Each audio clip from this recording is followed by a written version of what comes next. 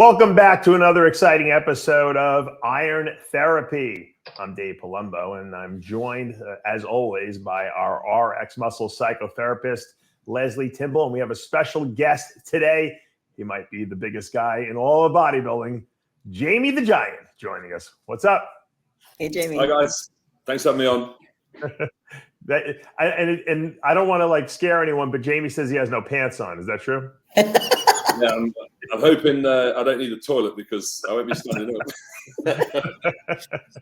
Now, we're around that time of the year again where the Olympia is coming up in less than 2 weeks now.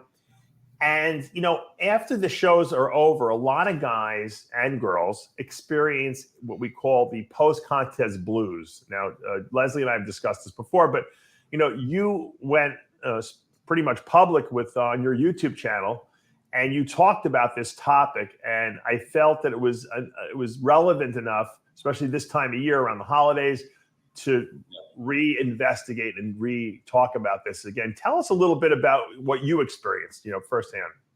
Yeah, sure. Can I just add to the point you made about no pants? The reason is because I just got out of the bath, and that's why I probably look like a sweaty mess as well. Yeah. It's not like Jamie walks around naked around his house all day long. Yeah, just for those who might be concerned. I don't normally look this rough. I think I look like I've been on heroin. No, you look great. Don't worry about it. What time is there? It is a little later than it is here in New York. It's like 10 to 7 at night. So all bathed up and ready to chill. But no, this is a very important topic. So thank you very much for having me on.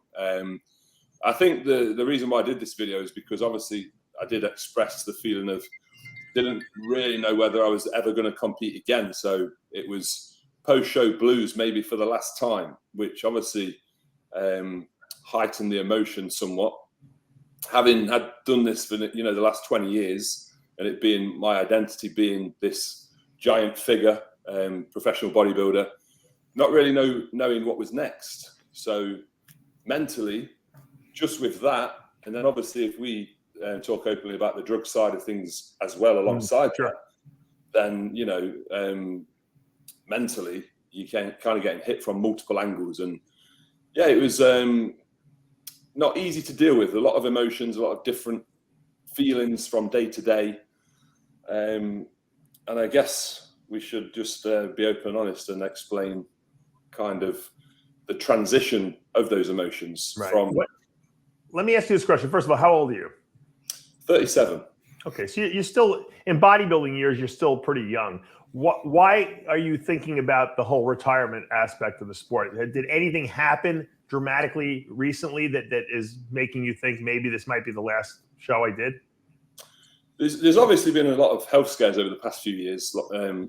Various people unfortunately dying in the sport, and me being tall, I've done very well to get the mass I've acquired to this stage, and I'm going on stage about 305 pounds. Mm-hmm. But the judges were saying this year that we need another 10, 15 pounds. And then Jay Cutler had a chat with me at the Arnold Classic UK, and he was very honest with me. He says, look, Jamie, you've got a super marketable physique, but to be competitive on a bodybuilding stage in this day and age, you perhaps need 30 pounds. And I was like,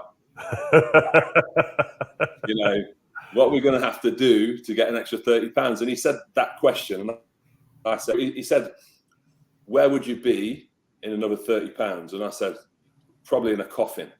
Yeah. What would you have to be off season? You'd have to be like 400 pounds in the off season to do that probably, right? Exactly. And I was 343 last year gone off season. Mm-hmm. And I felt terrible. And really that feeling in the off season, it's gave me a super amount of anxiety for future off seasons, and knowing that I need to push more so is obviously a big factor in the back of my head. Now I could, I'll make a little bit of a relevant connection, or at least a comparison. Greg Kovacs was a very dear friend of mine. May he rest in peace, no longer with us. He was at one point 420 pounds, and I never saw and he wasn't as tall as you, but I've never seen a human being up close as big as he was. That's how massive he was. And you know, when I was 315 pounds, I was telling people, Samson Dowder and I were actually talking about this the other day when I interviewed him about breaking things, like breaking chairs you'd sit in and leaning against tables and then breaking. And Kovacs holds the record. He's the only person I know who broke a jacuzzi tub, you know, getting out of it. He put his hand through it because that's how much he weighed. No way. Well, what are some of the things you've broken? I have a huge problem with bed mattresses. My mattresses don't last longer than 10 months, and they're supposed to last like 8 years. Yeah. Terrible. And I know when they're going because I get lower back pain. Yeah. You get that big slump in the mattress, right? Yep. Yeah. So I think I'm gonna have to flip it tonight, and the missus can have my side. So obviously, it seems as though the health issue is really what is on your mind the most, right? That I don't want to die young because I'm pushing my body too hard. Is that what the main problem is? Yeah, you know, I've got a family, got a wife and 2 kids, 2 adorable dogs as well. You know, they're all part of the family, and it is scary to think about what I would have to do to get the extra weight. So I've come to the conclusion that if I was to compete in the next few years, I just wouldn't push that weight again in the same manner. So it would be a slow progression and maybe a cleaner off-season body weight that may accumulate to almost on stage. I've not obviously tried it yet. What's the classic cutoff for your height? So I have to be 265, which would leave me one leg down. But aren't you like 6'5"? Yeah, I'm sure. I mean, I've not checked it recently, but I'm sure when I used to, you know, I've considered classic very many years ago, it was 265. I thought that's what Bumstead's cutoff was. He's only like 6'1", right? I'm not sure. We gotta check that. You better recheck that. Maybe they didn't calibrate that properly because I would think like 280 would be your cutoff or something like that. You know, at your height. Yeah, you see, 280 would be doable. I think. Yeah. I think that would be doable. It'd be a struggle, but it'd be doable. But 265 is like, no, okay, we'll amputate a leg. And exactly. Hey, Lesley, let me ask you a question here. Obviously, this is something that a lot of bodybuilders have to consider, especially in today's day and age with a lot of people, you know, not waking up, dying in their sleep. Obviously, we know that the heavier you are, the more, you know, strain on your heart.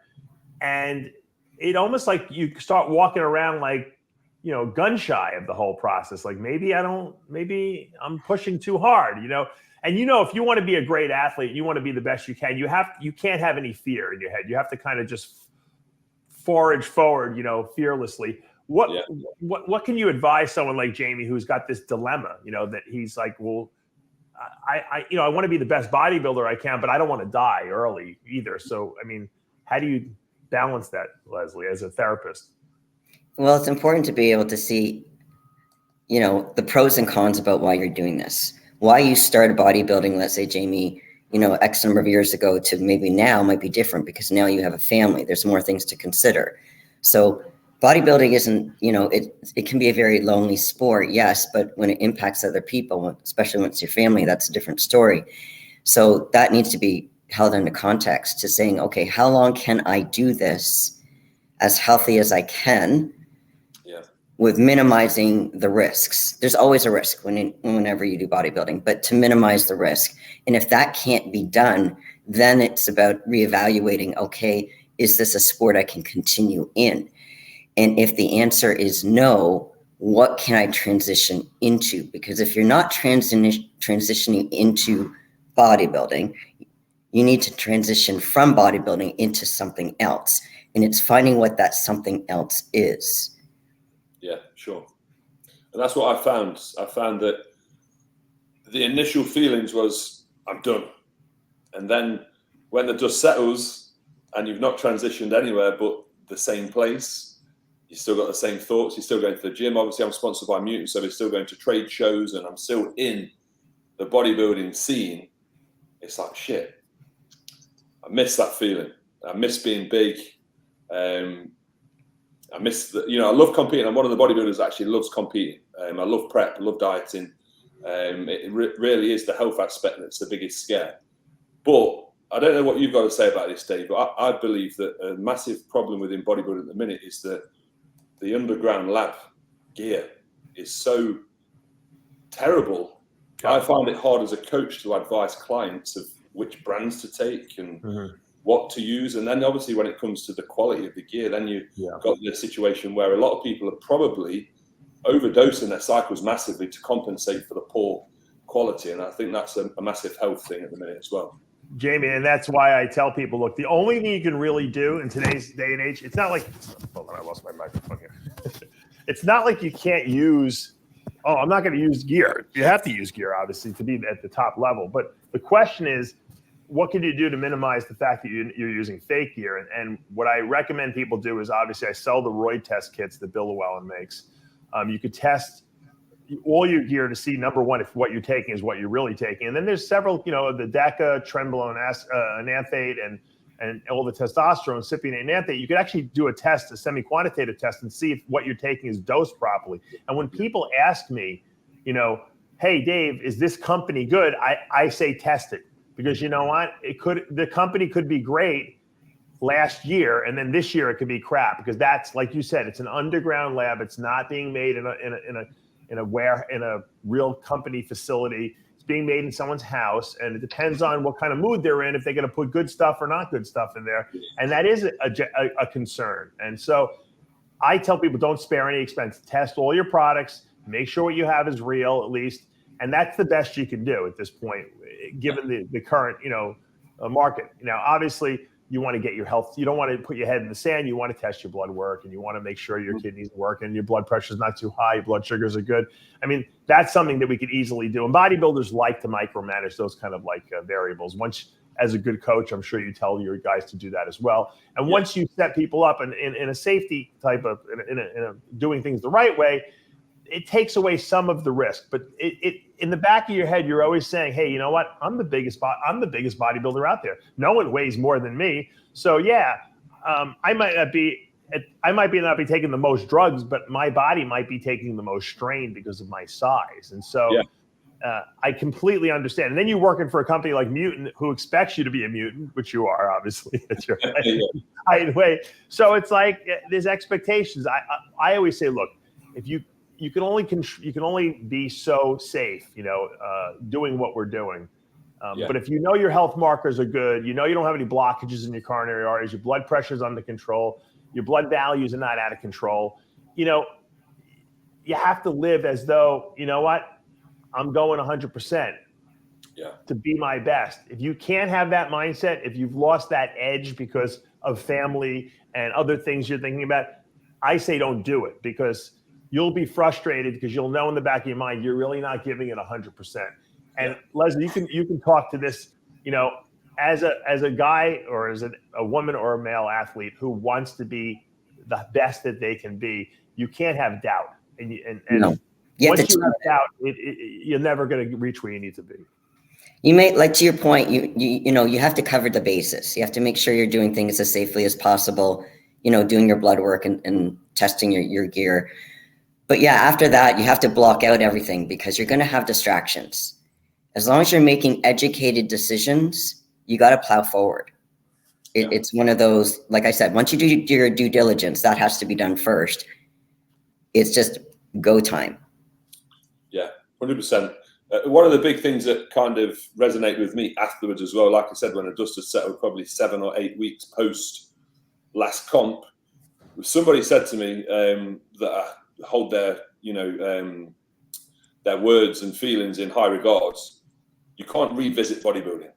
At my age anyway, 37, I can't revisit this in 3-4 years time. No. Especially after the year I've had, even though I felt I could have achieved more, I still had a great year, and I did make a mark, and I kind of climbed the trajectory of the ladder, so to speak.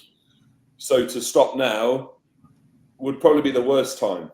And my head's a lot clearer, but time to think and consider things, and health, and all these things we've discussed with dosages and gear and blood checks and everything else. It's not a bad thing to have these moments where you step back and assess everything. Mm-hmm. Yeah, I think it's important to assess it, but once you make the decision, hey, I'm going to stick with the sport, you got to go 100% with it. I think, unless you take a different strategy. Some people say, you know what, Yeah, I want to compete. I'm not really worried about winning shows. I want to just stay relevant. I represent a nutrition company. I want to get my paycheck. I want to, I want them to see that I'm in it, for real. But I'm not willing to go that extra mile, because I have other, like, in other words, when I competed back in the day, I didn't have any kids. I didn't have anything to like worry about. I was just worried about myself. Once you have other people who depend on you, your priorities change. And I think you can make a good living in this sport because you are different than everyone else. You're one of the tallest guys. You got a lot of mass on you. People like you. You're articulate. You have a popular social media platform, and you can do that for years and years and years with never really competing if you didn't want to. I mean, it just depends on what the goals are. At some point, I realized in my career, at least, that I was not going to be Mr. Olympia. I came to that realization, and I said, well, you know what? Then why am I going to try to kill myself? I already look really good. People, respect that. And I realized that I can maintain how I looked doing a lot less stuff than I thought I could to get to that point. And I think that might be where you're at mentally, right? Yeah, I think it is. I think the one thing that's kind of lingering in the back of my head is what you just said there, is you realize that you wasn't going to be Mr. Olympia. But my big thing is I want to get to the Olympia stage. I want to qualify for the Olympia. And I still think I'm very, I think I can achieve that. I think I'm well capable of doing that. So with that in the back of my head, and I gave up and then thought in 3-4 years' time, I wish I'd have tried. I just don't want to. That's another mental aspect, isn't it? Looking back on past achievements or not, missed opportunities. I don't want that to be missed opportunities. So mentally, you have to have that strength of mind to kind of forward think to what could potentially be a worse situation had you not tried. Right. Lesley, do people tend to after shows, do they tend to have these like mental discussions with themselves? Is this normal? Absolutely. It's always the second guessing piece about, what could I have done differently, or what could I have changed? What can I do next time? And you want to be able to improve. I'm not talking about people who are poor sports here. I'm talking about people who want to actually grow within the sport. But at doing a reevaluation like Jamie's doing is to saying, okay, for me to get to the level I would like to get to, I have to put on these 30 pounds that I'm not prepared to do because it's going to put my risk too far, put my health at risk too much. And I'm not willing to not willing to go that far. However, just saying, I feel if I'm Jamie that I could make it to the Olympia stage. Like I said, if you do your due diligence, which you do, Jamie, trying to say, okay, well, let me exhaust this. Because I don't want you to have regrets later on, like 3 or 4 years down the line saying, oh, I wish I did give it a go. Like I said, do your due diligence, give it a go. And even if you don't make it to the Olympia stage, it's not because you didn't try. If you didn't make it to the Olympia stage, it's because, that path that you took, if your health marker started to go down, you're doing it for health reasons. Right now, you don't know without pushing 30 pounds. So I'm not saying 30, but if you did, let's say 5 or 10 pounds, would that be enough to get to the Olympia stage? I don't know. We'll see. Yeah, sure. But you're doing your due diligence by checking, to make sure that the gear is good, that you're on track, your markers are in place.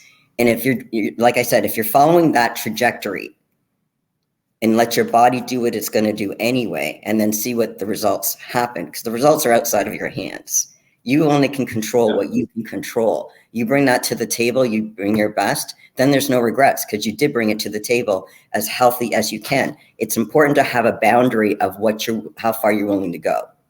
Yeah, definitely. And I think this year's Olympia is going to kind of give me a lot of feedback as well towards what narrative is going to be pushed next. Are they going to continue with this size game? Mm-hmm. Or are they going to go down the aesthetic route, because there are a lot more aesthetic guys coming through the mix? Yeah. So I'm interested to see what the results are for my own goals.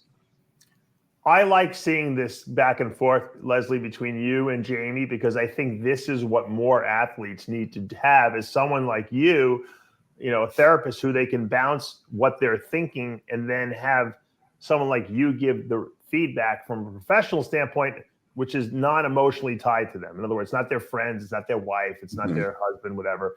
And that's what people in Jamie's position need to really do. Now, if you asked me, I'm not a therapist, Jamie. If you asked me, hey, Dave, what would you do if you were with me?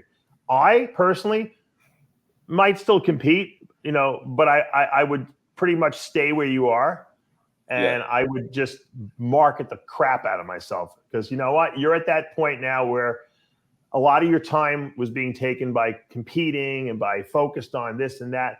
Now you need to focus on your business, the business of bodybuilding, where you can make money from it, from your social media, from your endorsements, from whatever you want to launch coaching wise, and really maximize that, because you have a look now that people like, people pay attention to your social media.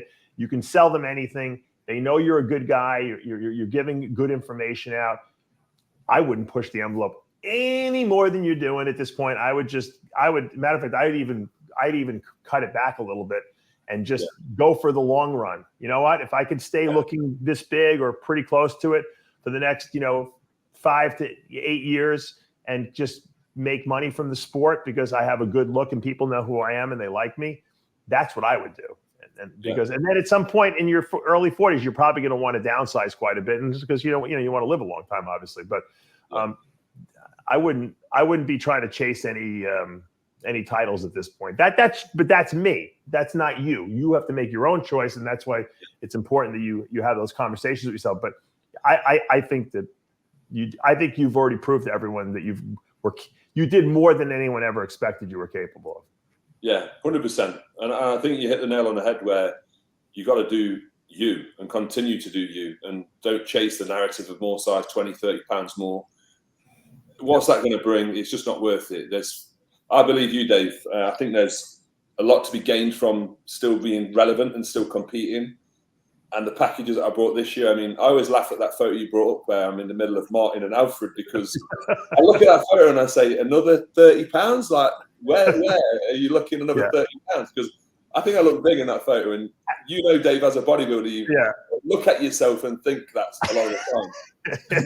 I don't even think you'd look better bigger. That's the weird thing. I think that maybe, here's a good shot. I'm going to pull a good shot up of you just so that wasn't the best shot. I like this shot a lot. It's a great shot.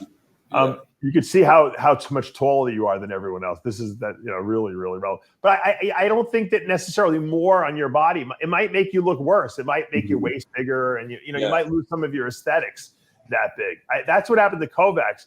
Because people don't realize Greg Kovacs had really good aesthetics when he was like 280 on stage, and then he got too big, and his waist got thicker, and he just didn't look better. It just looked worse on him, even though he had a lot more mass on him. It didn't flow that well, but he flowed really well when he was only 280. So I think you could get worse if you got bigger. So it might not even. In other words, I think you would just have to hit the right show, and if you hit the right show at the look that you have now, I think you can get to the Olympia. Yeah.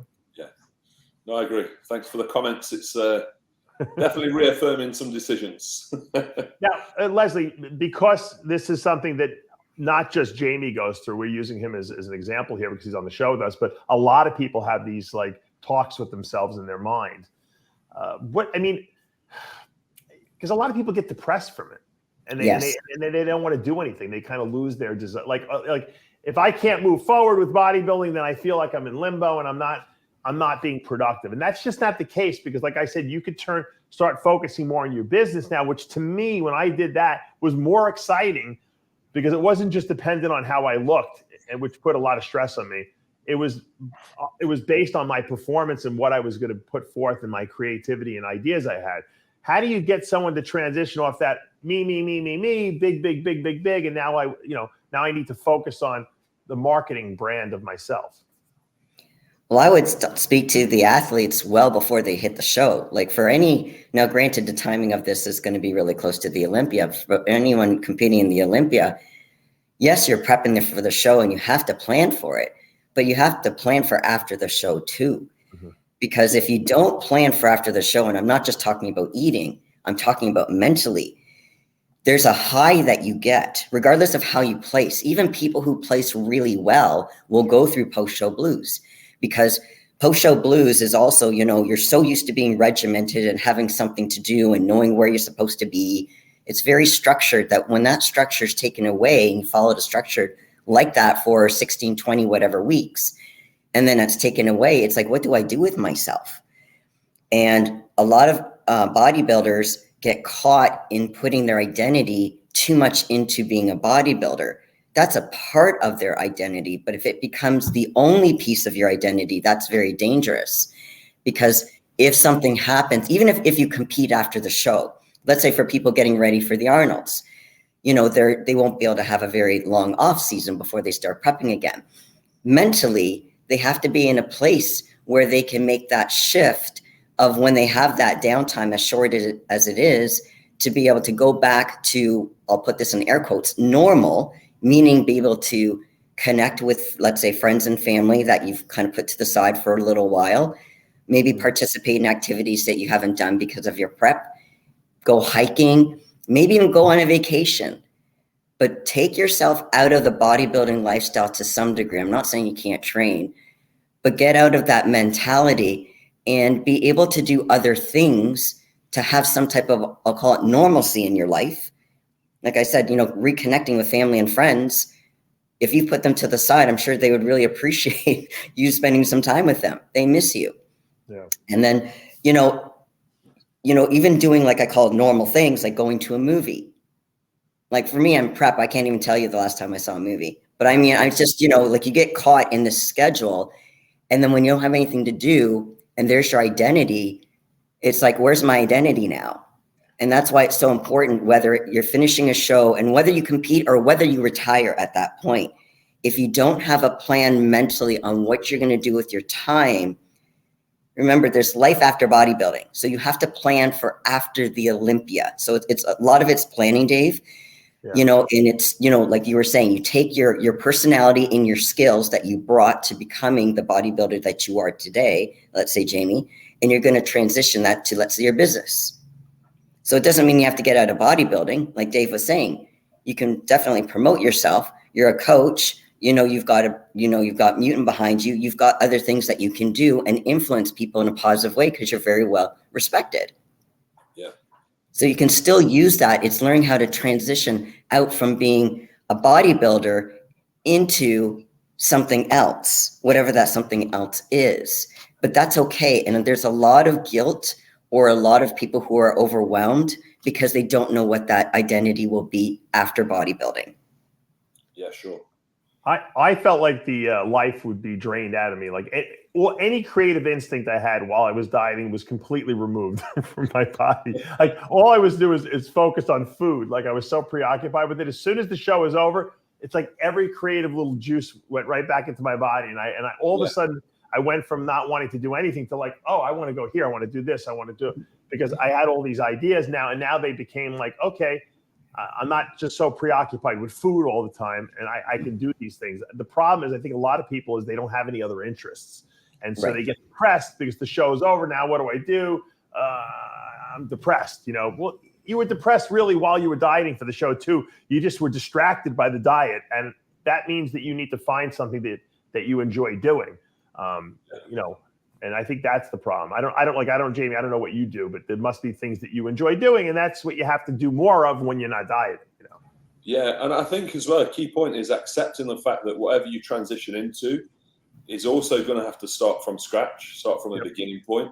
Because a lot of people think, wow, I've invested 20 years into this. I'm really good at it. I'm going to go straight into something else and be the same, which isn't the case. You're starting like from ground zero. I get almost more gratification when I do a video and I do like an educational video or any kind of video, even an interview like this we're doing here. And I see a lot of people watch this interview. It gives me almost more gratification than I would get from if I was up on stage posing and put that video up and people said, oh, Dave looks great. You know, I enjoy this more. So what you need to do is find out like what else can give you that ego boost, you know, so to speak, and do that, indulge in it. And you know what, as a bodybuilder who still has an insane looking physique, which is most people, even after a show, use that body to do something, do cooking videos with a tank top on. I don't know, you know, utilize all that work you did, not just for one shot on one day on a stage, but for the next, 6 weeks, film stuff with how great you look and tell people how you did it. And do videos. We didn't have that back in the 90s. There was no videos. There was nothing. We didn't know what to do with ourselves, because if you didn't take photos after the show with the magazines, which then they used throughout the year, you had nothing. there's so many opportunities, and you don't even need anyone else to shoot. You do it yourself now. Everyone has their own social media. Yeah, we shouldn't be short on ideas really in this day and age. There's everything to first, for sure. No. You know what I would have done if I was competing now in this day and age, and I didn't have, like, obviously I wouldn't have RX Muscle in my own nutrition company, because that would have been something I couldn't do while I was competing.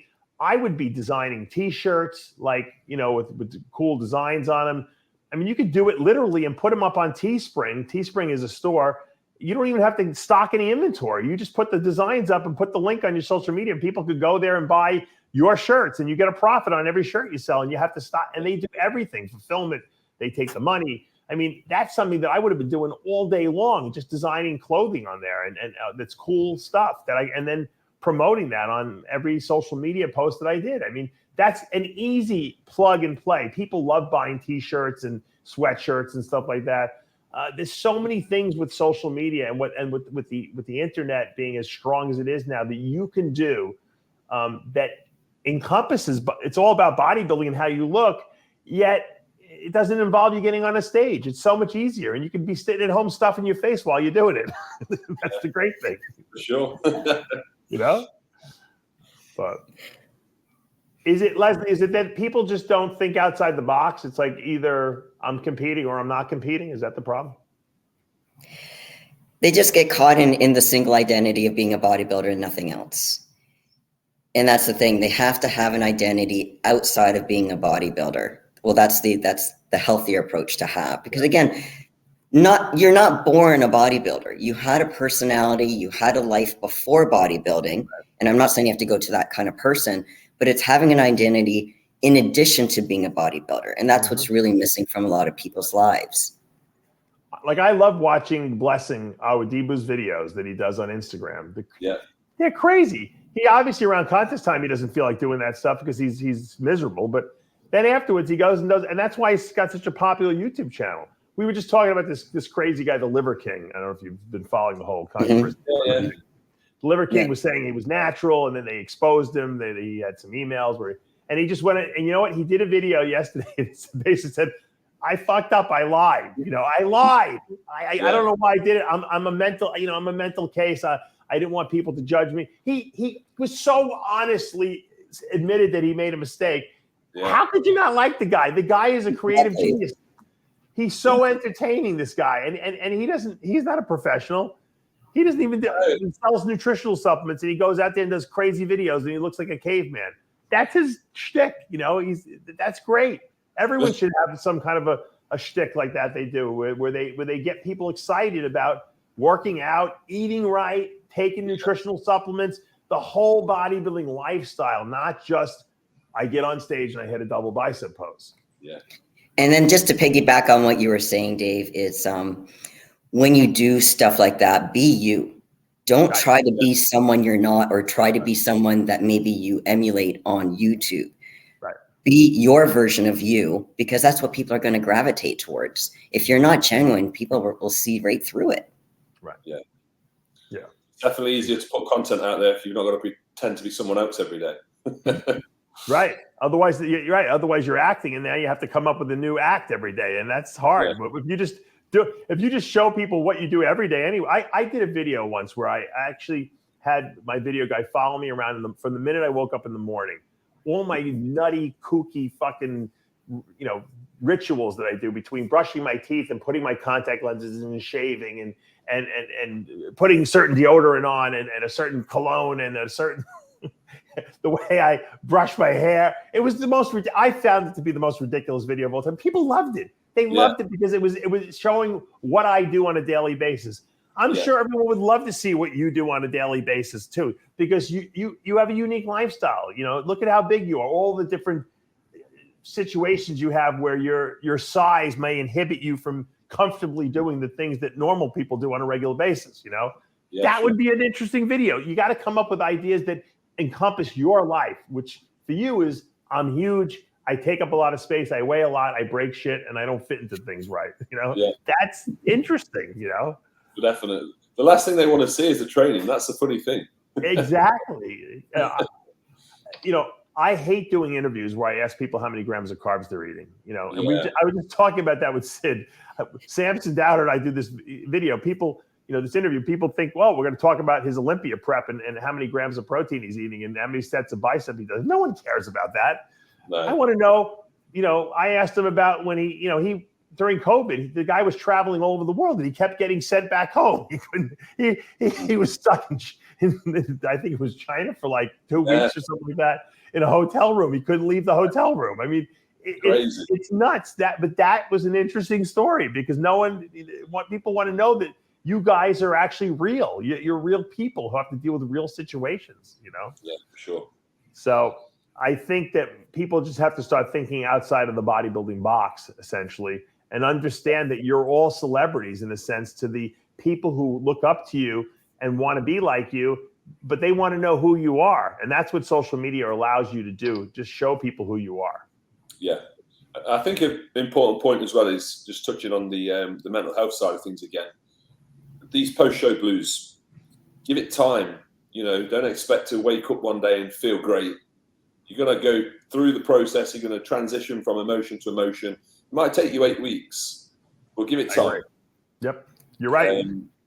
Surround yourself with positive people. Like you say, uptake new interests, keep yourself busy, and don't put pressure on the situation, and everything should work out okay. Yeah. And when the Trenbolone comes out of your body, you'll feel a hell of a lot better. I promise you that. That's 90% of the problem. All right, let me ask you a question. Obviously, the Olympia is coming up in 2 weeks. Okay. I need to get the Jamie the Giant predictions. Okay, so number one, will Ramy repeat? Yes, I believe he will. I think he will. Easily, or you think it's going to be a challenge? And who's going to challenge him? Personally, I can't see anybody challenging him at the minute.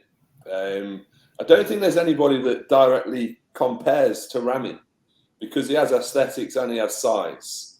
And I think we've got a group of people which are either aesthetic or big. Right. And the only other person I can probably make comparison with size and aesthetics is Hunter, but I don't think he's on the same size level as Ramy, is he? Let's be honest. No. So I think Ramy's kind of out there on his own. Unless he comes in like really off condition wise, then I think he's not. I can't see Ramy coming second. I think he's either first or he's like fourth because he's massively effed up. Yeah. So I agree with you, by the way. Assuming Ramy's going to win, who are we going to see in second, third, and fourth? I mean, that's what is very hard because there's a lot of good guys that all, like you said, look completely different, competing in that top group. Where do they fall, you think? I mean, if you had in your opinion, who do you see in second through sixth place? This is like the craziest Olymp ever, and I'm sure you've mentioned it many times.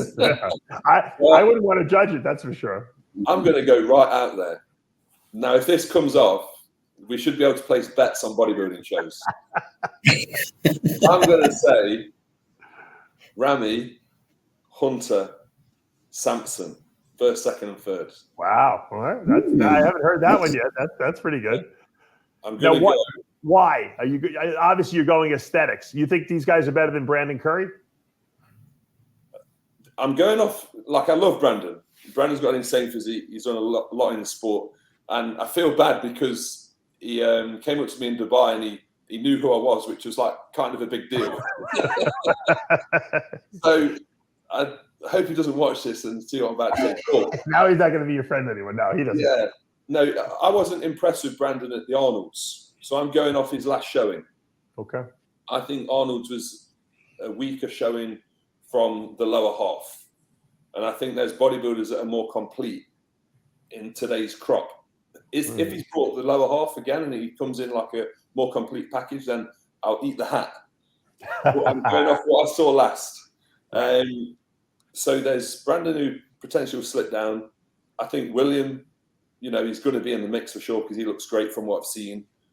Nick is one of those as well where I'm torn between the type of physique I like, which is the more aesthetic type that I've placed second and third, and the ugly beauty of his physique. And you can't deny the muscularity. And, he has got shape as well. Let's not put it. Let's not get it wrong. But for me personally, if I'm going off what I like, then Nick is 5th or 6th. You know, he's not 2nd or 3rd. That's just my opinion. So who's 4th? I would say Bonac. Okay. You don't have Hadi Chupin anywhere up there? Again, if I'm going on what I like, Hadi is my favourite. Now, let's not get any death threats or anything, okay? Well, hey, Milos had Nick Walker out of the top 6, though, you know. Yeah, and that's where I would put him. You know, same beliefs as Milos, and you know, we like the same kind of physiques. I would probably have who in 5th? Maybe Brandon in 5th, and then you've got your Nick Walkers and Hadis, Ian's. The 6th and 7th to like 15, 16 is like just all a mess.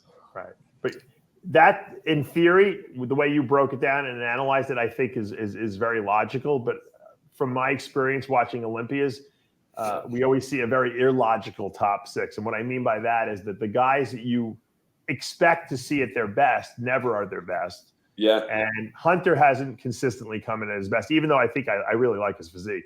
And Samson, I think, has got the size now he needs, but I don't know if he's got the refinement yet, you know, to make the top 3, although I think in the future he will. So what happens is you get these guys that have better potential and structures than guys like Nick Walker, but they don't deliver on being their best. And Nick Walker beats all these guys. And then Nick Walker winds up in 2nd, and everyone's like, how did he get 2nd, you know? Yeah. Well, because he's a freak. He's always in shape. He's bigger than everyone. And he delivered the goods on the day of the show. And that was Branch Warren all day long. Branch used to do that all the time. You never thought he was going to be up there, and he would be. And then that year he placed 2nd at the Olympia, and everyone's like, yeah, he deserved it. Yeah. To be honest, that's what I was like when Nick won the Arnolds. I wasn't a Nick fan. And then he came on stage. I was like, well, Nick's won. You got to see these guys next to each other. That's the only way. You can evaluate each one individually all you want. You can break it down and micro dissect it and say this person has better this and this. But at the end of the day, it's who looks better next to each other on stage. And conditioning and freaky mass, you know, with pretty good structure, usually does very well on the Olympia stage. Yeah, for sure. All right. Well, I want to thank you, Jamie, for coming on and so candidly talking to us about, you know, your at least dilemma and your thought processes and your post-show blues, so to speak. And hopefully you're going to, reevaluate and put everything together come for the next coming season. I'm sure we're going to see more of Jamie the Giant for sure. And I think just talking about it really helps, Jamie. So really, I thank you for that too. No, thank you very much for having me on. Like I said, and it's great to actually get some professional advice for a change and not some guys at the gym. But I've got plenty of time to make some decisions over some mince pies. So we'll be back in January with a 100% yes or no.